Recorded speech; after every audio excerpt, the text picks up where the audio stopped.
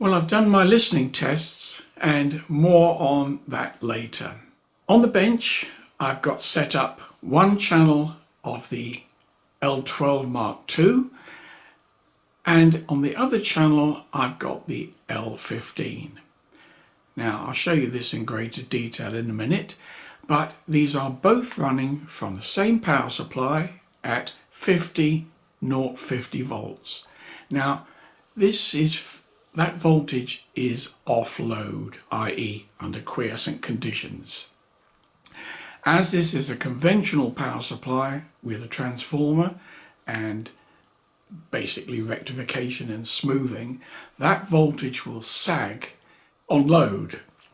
So although we've got 50, which theoretically should give us about 100 watts into 8 ohms, when I start doing the power tests, this will be somewhat less. I would guess round about the 85 watts per channel into 8 ohms, somewhat more into 4 ohms. For those that watched the previous videos, the L12 originally was driven by a switch mode power supply which gave 60.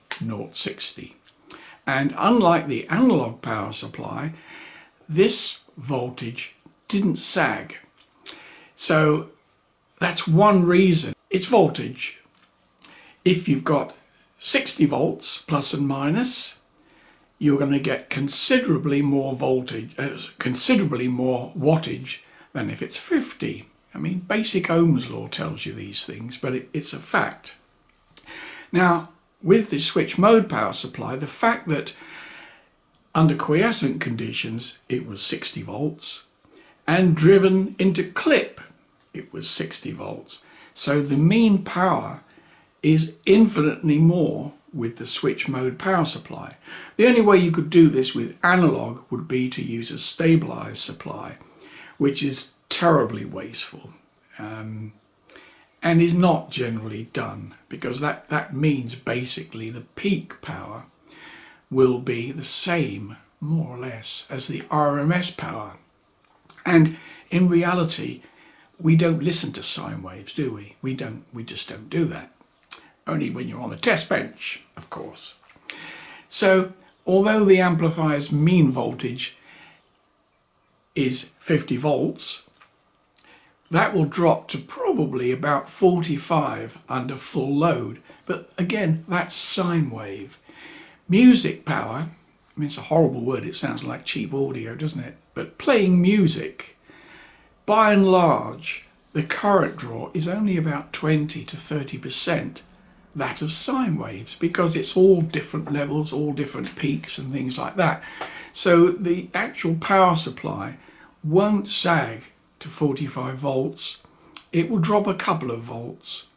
And obviously if you're playing heavy stuff with lots of low end, that's when you will start to lose your power. I've just brought the amplifier in here.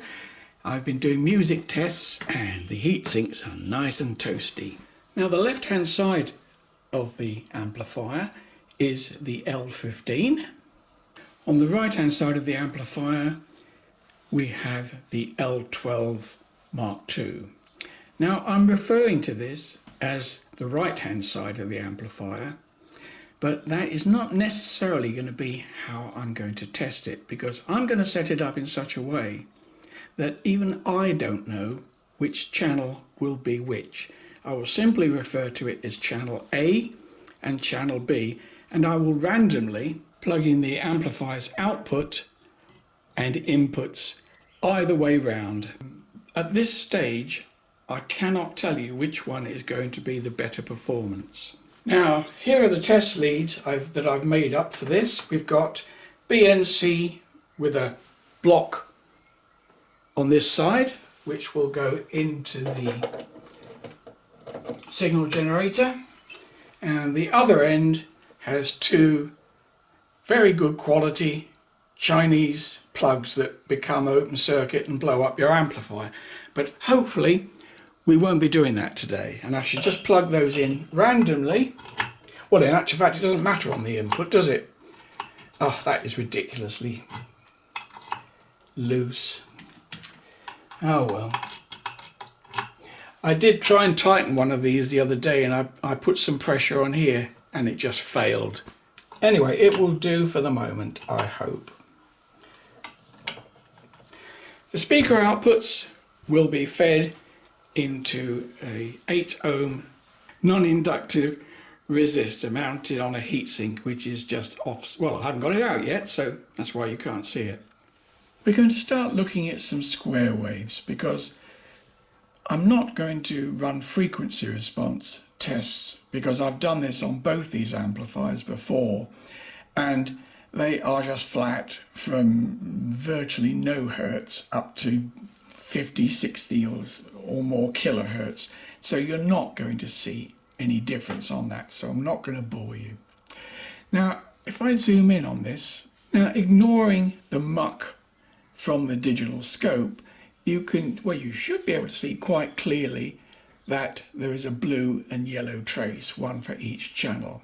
Now this is 100 hertz, by the way, and you can see on this particular display the yellow is not as good as the blue. It's got a definite slope on the yellow channel. Now the actual rise time is the same, because all you can see is one line there. You can't see any differential between the blue and the yellow. So the rise time at that frequency is absolutely the same. You now have a 10 kilohertz square wave, and again I've adjusted it so the gains on both channels are as near as I can be, insofar as the bottom and the top of the square wave show a single colour. But you can see a slight difference on the blue channel. It has a definite slower rise time. Now, I don't want to go into the complexities of measuring these things, because I don't think my equipment is accurate enough to make any full meanings. But you can see on there the blue channel is definitely slower on the rise time. Let's go up a bit more. At 20 kilohertz, that's still a pretty good square wave in any book, but the blue is clearly has more of a slope on it, and if I superimpose the traces,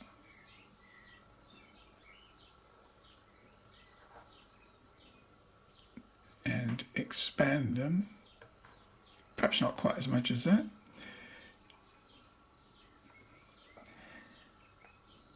you can see the blue is definitely not as square. The rise time in particular is not as square. That's not ringing, by the way. It looks like it, but it's not. Well, you're not going to like the conclusions that I've made. After my load box running at 6 million degrees centigrade and my ears bleeding, the conclusion I have is the difference is indistinguishable. There's a very slight difference in square waves at very sub-low frequencies of 4 or 5 hertz, as you've seen.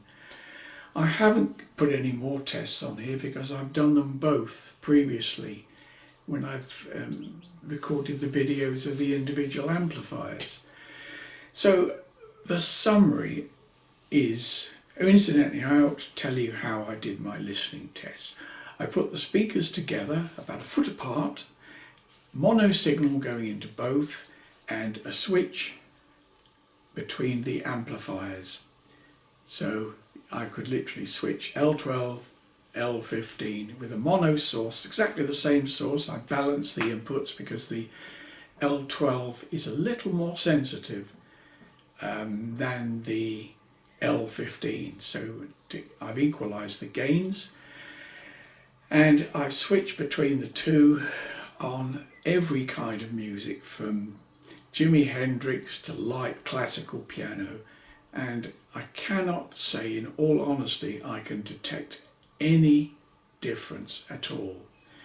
And in fact, when I did these tests, again, similar to the technical tests here, I didn't know which speaker was connected to which amplifier. I just randomly collected it, and I just kept a piece of paper, and track 1, I put which one I thought was best. And in the end, I had as many, literally it worked out at near as damn it 50-50, which amplifier I thought sounded better.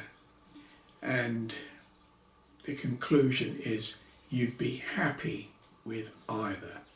Now, an interesting test that I've just done on the bench, the L15 with this power supply of 50 volts gives 86 watts into 8 ohms just prior to clipping, the way I always measure power. But amazingly, the L12 gives 98 watts. Now, I don't really know why, because the FET amplifier has 3 FETs per side, so there's 6 FETs in total, and there are no resistors in, well, what would be the emitter, but the FET equivalent.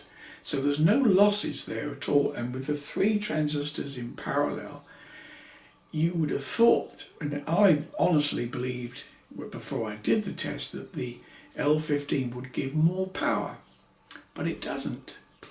L12, on the other hand, does have emitter resistors, very low value of course, but it does, and it does so purely to match any differences in the performance of the transistors. But the FETs don't have that resistor in there, and they are literally in parallel. And normally you wouldn't do that with transistors, simply because one might draw more current than the other, and the resistor in the emitter balances out somewhat. But because the FETs don't pass more current the hotter they get, thermal runaway is not really possible. So you don't need that, I keep calling it an emitter resistor, but you know what I mean, it's easier, everyone knows what the emitter is. If you want to have the most powerful of the amplifiers by adding more voltage to them, then the L15 is the answer. It will deliver lots of power. But don't forget, as I've mentioned before, the heat sinks that came with it are completely and totally inadequate. If you're going to buy the L15, buy it without heat sinks, or buy the one that the L12 uses, which is a very good heat sink. So, have I covered everything? I hope so. So what I plan to do is to put this amplifier back as my L12, and I'm going to be, because the limitation of this is the size of power supply you can get in the box. The box isn't big enough for any more. So even the L12 is capable of higher power by using 55 volts instead of 50. Then you will get the 100 and something and many more watts into 4 ohms. But if you're looking for maximum power without loss of quality, I have to add, then use the L15s with enormous heat sinks and use the switch mode power supply at 60 volts, that's right. And then you will get a lot of power and still good quality. That's it.